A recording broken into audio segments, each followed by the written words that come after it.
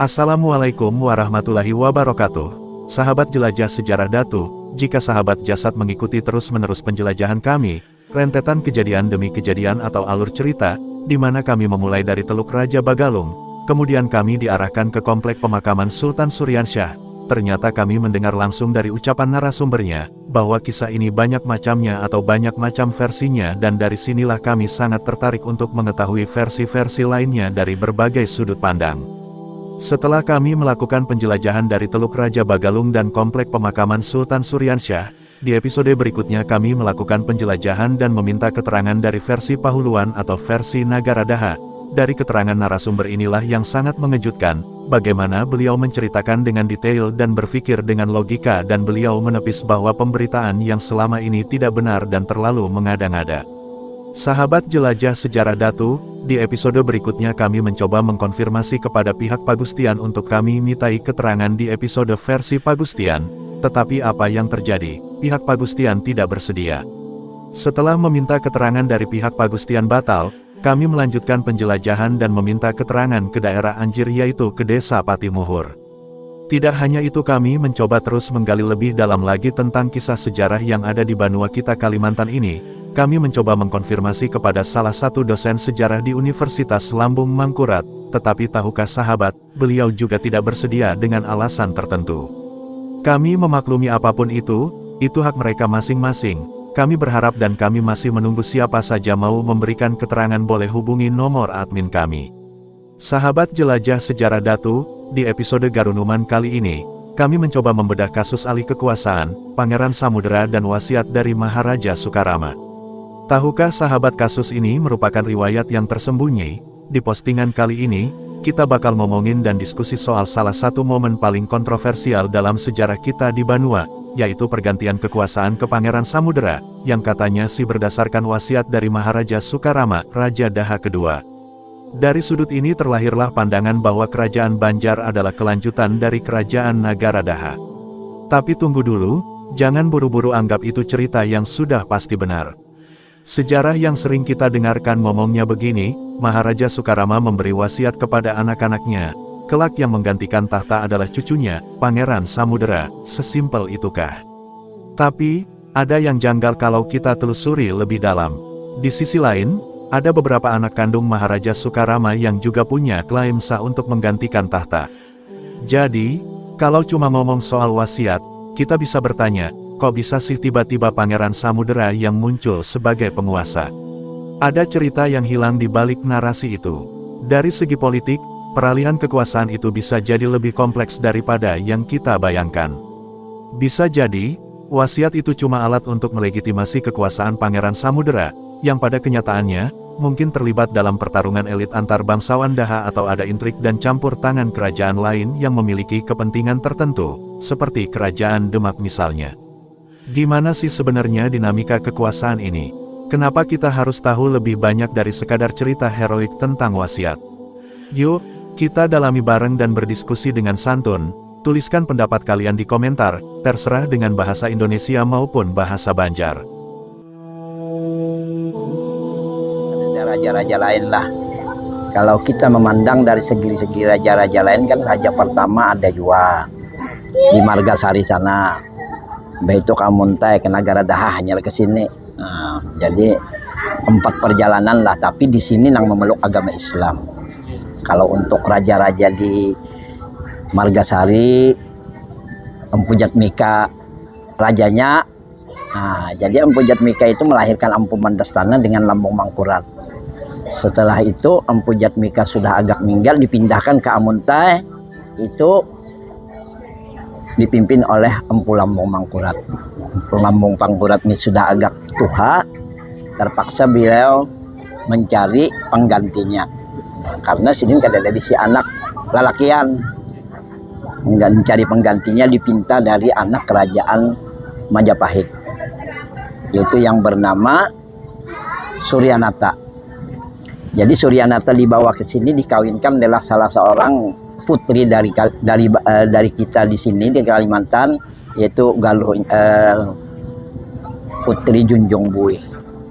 Nah, Junjung Buih itu kawin dengan Suryanata, melahirkan Surya Gangga, Surya Wangsa, sampai ke kainya Sultan Suryansah ini. Sultan Suryansah itu belum Islam, nama beliau adalah Pangeran Samudra. Nah, setelah itu pulang dari Amuntai, situ berdiri Candi Agung. Kalau di Margasari kan Candi Laras, kita tahu. Cuma Candi Laras di sana kada ada lagi, sudah hanya puing-puingnya aja. Kalau di Candi Agung ada masih peninggalannya. Setelah itu dipindahkan lagi ke Negara Daha. Nah, jadi di Negara Daha itu ada kerajaan juga yang rajanya yang bernama itu Sukarama. Sukarama ini adalah kainya Sultan Suryansah. Kainya Sultan Suryansah ini mempunyai anak 2 orang, yaitu Jaladewa dengan Galuh Intansari. Nah, Galuh Intansari ini adalah orang tuanya Pangeran Samudra. Setelah itu karena istilah bergejolak di negara, karena Sukarama itu menitahkan apabila aku kada ada lagi karena maka Pangeran Samudra ini menggantikan aku.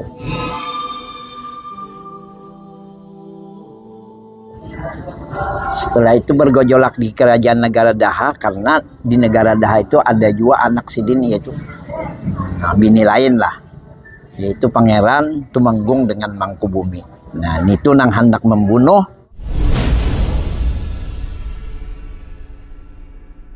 Sultan Suryansah ini. Pangeran Samudra ini hendak dibunuh, akan tetapi mengetahui ibunya, mamanya mengetahui, dibawa ke Banjar sini. Tepatnya digaduh di Patih Muhor sana, di Anjir, ada sana namanya Patih Muhor. Jadi Sultan Suryansah ini dipelihara oleh Patih Muhor, dijaga oleh Patih Balit, Patih Belitung dengan Patih Kuin. 4 patih nang menjaga beliau. Sudah agak dewasa, sudah bisa istilahnya ya dewasa lah. Ya kayak beranu sudah bisa dikawinkan. Akhirnya beliau dinobatkan sebagai raja di sini. Dahulu Sidin itu mengolah istana. Jadi istana itu diolah di sini. Akhirnya beliau mendirikan kerajaan. Kerajaan ini adalah ya yang namanya mendirikan kerajaan, Sidin kada ada juga bisi pasukan. Nah, akan tetapi Tumenggung dengan Mangkubumi mengetahui diserang oleh Mangkubumi ke sini karena Negara Daha kan banyak tentaranya. Akhirnya beliau kalah. Kekalahan beliau ini adalah salah satu ada hikmahnya. Akhirnya Sidin kalah.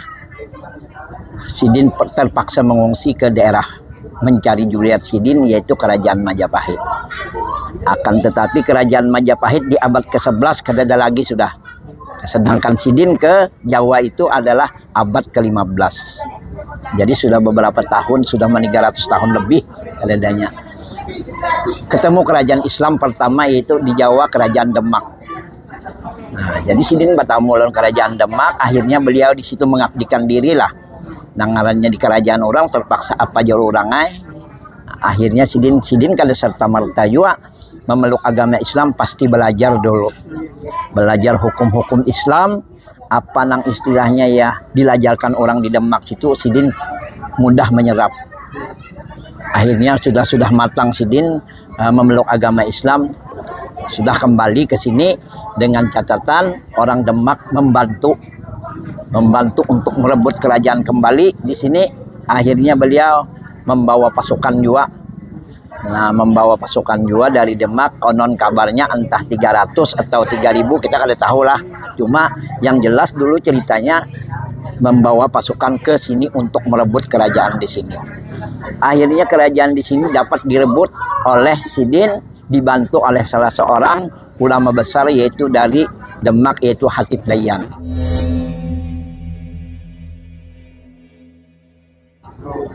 Hatib Dayyan itulah yang membantu Sidin di sini mengajarkan agama Islam, segala macam hukum Islam ke seluruh Kalimantan. Sidin mengajarkan. Karena Kalimantan ini sebelum merdeka kan cuma satu aja, Borneo aja dahulu. Nah, Sidin menguasai. Nah, jadi Sidin menguasai di daerah pesisir pantai. Akhirnya beliau mengajarkan ke seluruh Kalimantan. Apa sebab? Karena biasanya orang Sarawak, orang Sabah, orang Malaysia, Kuching, bahkan Brunei Darussalam ke sini. Kami tanya karena sini penunggu di sini apa tujuan mau maelang itu, mau jalan ke tempat Datuk karena dulu bercerita Datuk beliau bahwa Datuk kami ya di sini di Banjar sini yaitu Sultan Suryansah. Kemungkinan besar sini entah babini kah atau apa, kita Allah alam kada tahu, ada menurunkan juriat-juriat banyak.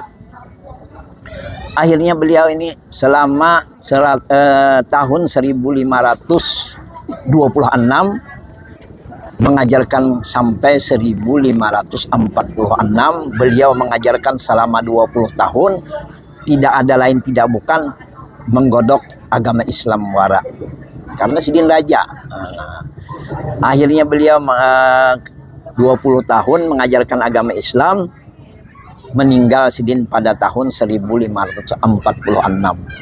Samudera ini adalah kemenakan dari Pangeran Temenggung. Karena induk daripada Raden Samudera ini, Galuh itu saudara dengan Pangeran Temenggung. Kemenakan.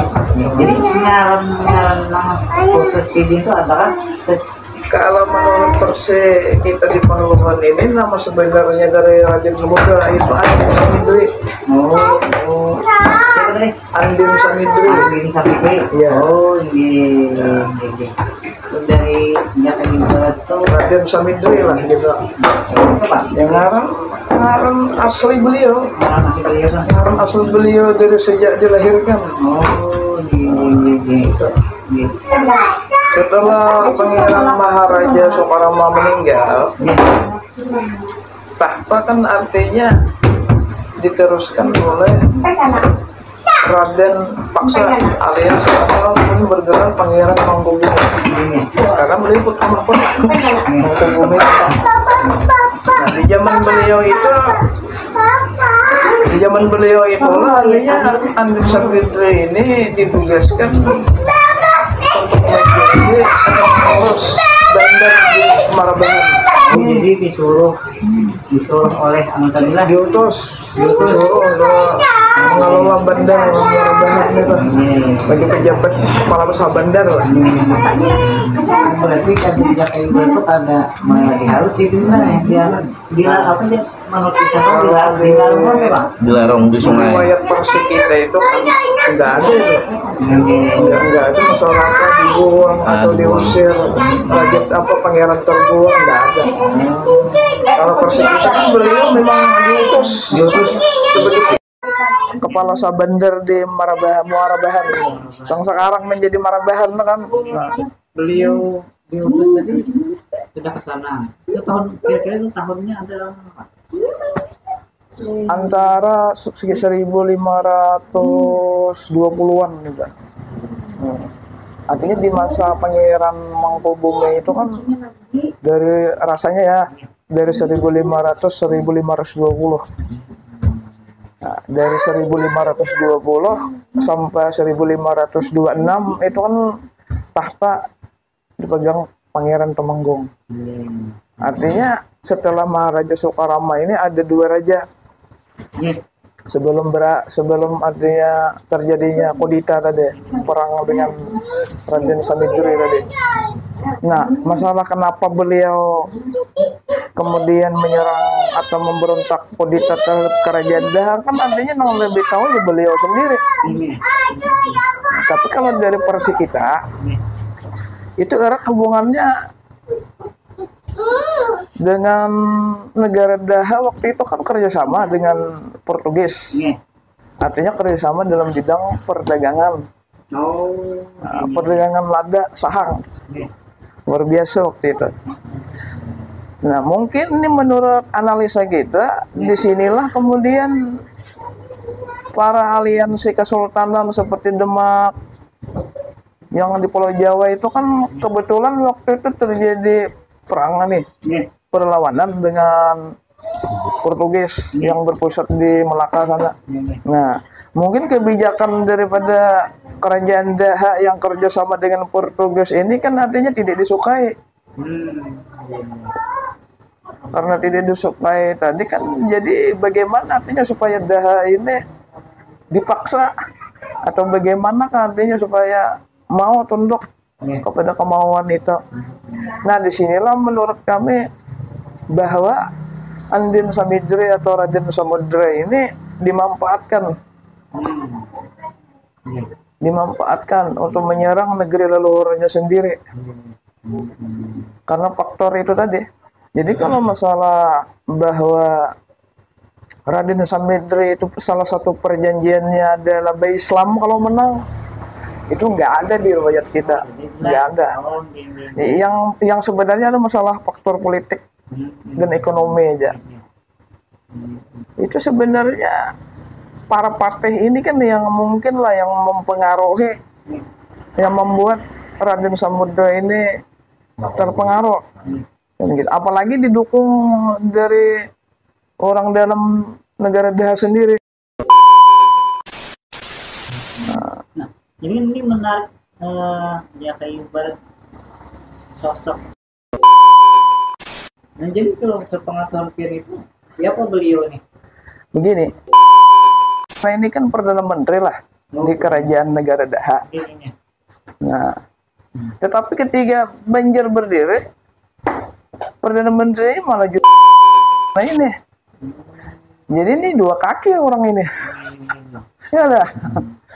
Artinya faktor kepentingan apa melatarangi tindakan beliau itu kan yang jelas artinya beliau ini dulunya patih di Daha, kemudian menjadi patih di Banjar. Bahkan yang menyuruh perang tanding itu beliau itu.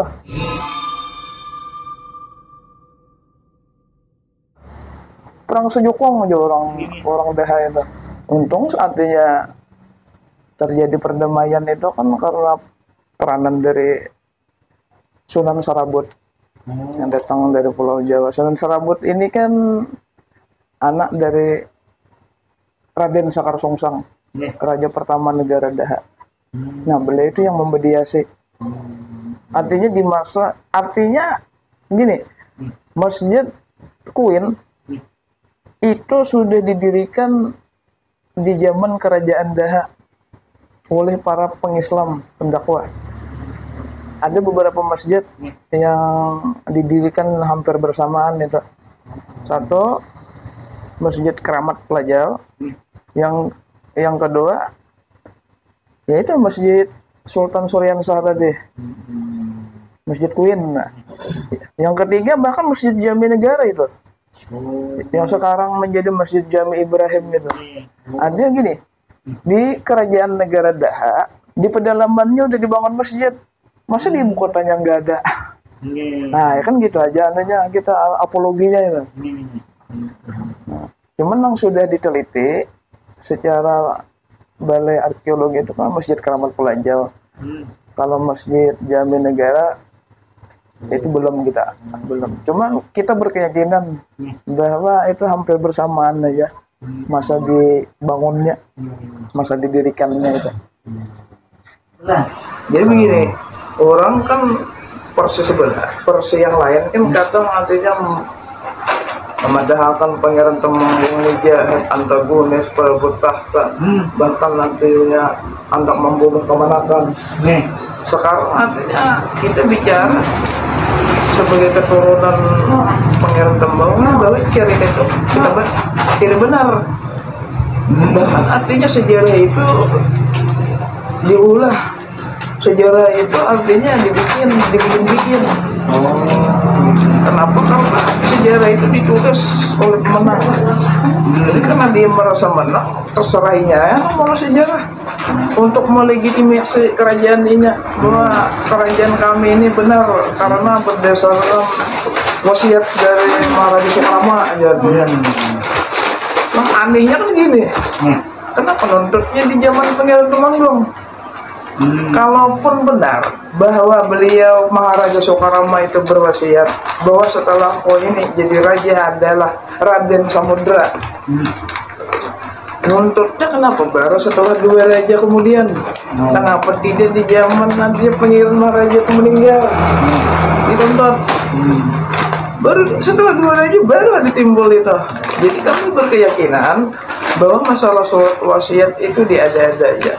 Itu benar itu. Bismillahirrahmanirrahim. Allahumma sholli ala Muhammad wa ali Muhammad. Mengenai tentang sejarah Pangeran Temanggung ini, mungkin kita mulai, mungkin saja beliau ini salah seorang tokoh penting dan paling terkenal dalam sejarah pahlawan atau hulu sungai pada umumnya. Beliau adalah Pangeran Temanggung, raja terakhir dari Kerajaan Negara Daha di Pulau Kalimantan. Hingga hari ini, sejarah arus utama memposisikan beliau sebagai seorang yang antagonis, seorang yang negatif, seorang yang jahat, mencuri tahta, seorang yang harus dikalahkan, seorang yang harus disingkirkan. Namun apakah itu benar adanya?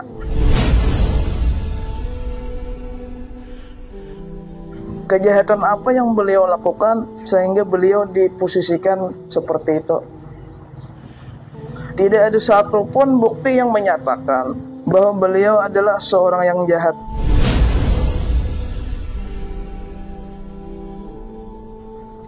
Bahkan semua hikayat memperlihatkan beliau adalah seorang yang bijaksana dan besar hati. Seorang raja yang menghapuskan egosentrisnya demi sebuah perdamaian, mengalah demi menghindari kematian banyak pasukan tak bersalah. Beliau adalah seorang raja yang tidak pernah bisa dikalahkan dalam peperangan. Kita harus memahami dalam tradisi feodal bahwa tahta diturunkan kepada urutan yang lurus. Tidak ada tahta yang diturunkan kepada cucu luar. Sedangkan Pangeran Temanggung adalah anak langsung dari Maharaja Soekarama. Beliau adalah waris sah tahta kerajaan negara Daha. Jika ada klaim bahwa Maharaja Soekarama mewasiatkan tahta kepada cucu luar, maka itu tentu tidak akan diterima secara adat. Itu sama saja menganggap Maharaja Soekarama mewasiatkan peperangan.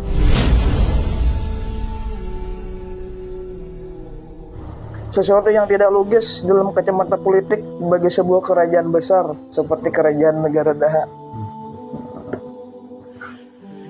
Sebagai raja yang sudah tua dan dikhianati oleh banyak daerah bawahannya, tentu saja Pangeran Temanggung harus tetap membela hak dan kekuasaannya. Dan meski para pemberontak membawa ribuan pasukan, satu riwayat itu bahkan puluhan ribu lah, namun tak pernah bisa mengalahkan puluhan ribu pasukan dan kerajaan Daha yang bertahan di Sungai Alai dan Danau Bangkal. Jika saja Pangeran Temanggung tetap bersikeras untuk bertempur, maka kemenangan akan berada di tangannya. Namun pasti dengan korban ribuan orang di kedua belah pihak. Pasukan yang seimbang, penguasaan wilayah dan logistik berada di dalam tangan Pangeran Temanggung. Namun kelehayan dari para pelobi Demaklah yang membuat hati Pangeran Temanggung melemah.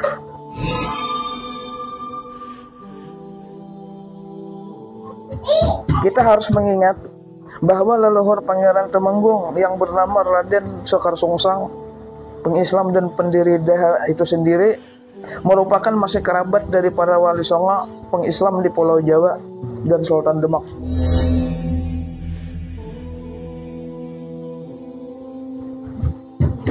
Pangeran Temanggung mengalah, tapi bukan dikalahkan.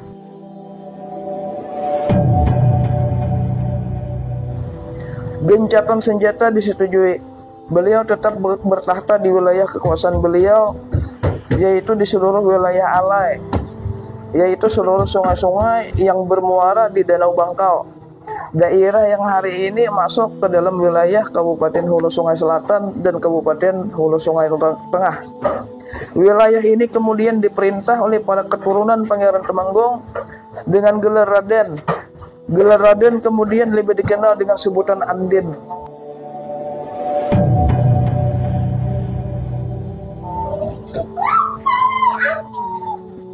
Lalu kemanakah puluhan ribu pasukan Pangeran Temanggung Lalu kemanakah para keturunan Pangeran Temenggung? Apakah perdamaian yang dilakukan menjadi sebuah kekalahan? Tentu saja perdamaian bukan sebuah kekalahan. Dan tentu saja Pangeran Temenggung beserta pasukan dan keturunannya tidak menjadi pesakitan yang dikalahkan, seolah menjadi budak dan tawanan. Pangeran Temenggung dan pasukannya tetap kokoh dan kuat di wilayahnya.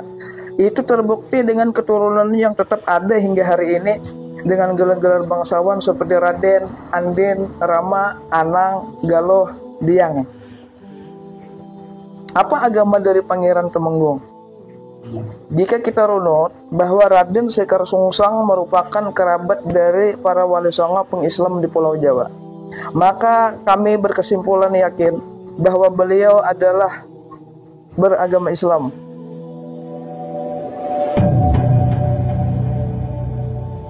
Keyakinan ini bukan semata-mata keyakinan pribadi, tapi berdasarkan banyak analisis dan penelitian lain. Hal ini ditambahkan juga tidak ada yang menyebutkan agama Pangeran Temenggung beragama Hindu atau Buddha, sehingga tidaklah salah jika menyebut beliau juga beragama Islam, meski mungkin terbatas dalam lingkaran keluarga istana dan komunitas tertentu saja. Tapi jika kita berspekulasi dengan mencari-cari alasan apa yang membuat Pangeran Temenggung mau berdamai dengan pasukan Demak, andai Pangeran Temenggung memilih bertempur habis-habisan, apa kira-kira yang terjadi?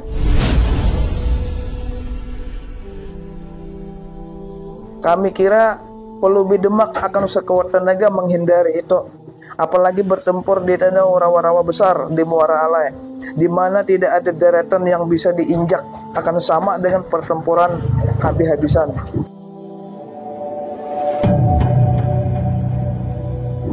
Sampai hari ini kita tahu orang-orang di Lembah Alai hanya 2 kali dikalahkan, yaitu oleh pasukan kerajaan Dipa dan pasukan Belanda di tahun 1860-an. Kami yakin tiada lain dari lubi-lubi kekeluargaan yang dilakukan utusan Demaklah, sehingga melemahkan hati Pangeran Temenggung yang tidak akan jauh dari Islam sebagai ikatan utama.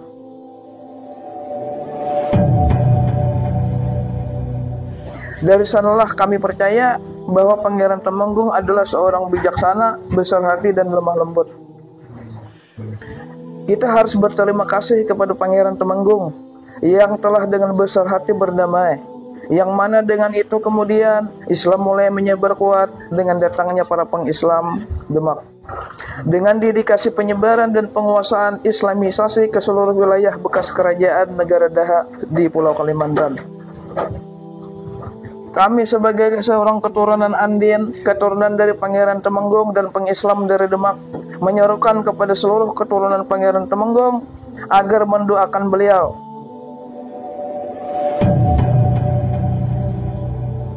Mendoakan kebaikan kepada beliau, semoga Allah mengampuni dosa-dosa beliau dan memberikan yang terbaik di akhirat nanti atas peran politik beliau serta penyebaran Islam di Pulau Kalimantan. Kami juga menyuruhkan kepada para keturunan Pangeran Temenggung agar merapatkan diri, menjalin silaturahmi untuk menunjukkan keberadaan keturunan Pangeran Temenggung sebagai bukti Islamisasi di hulu sungai dan sebagai keturunan bangsawan tua di kawasan. Salam hormat, Muhammad Syahrian. Ya.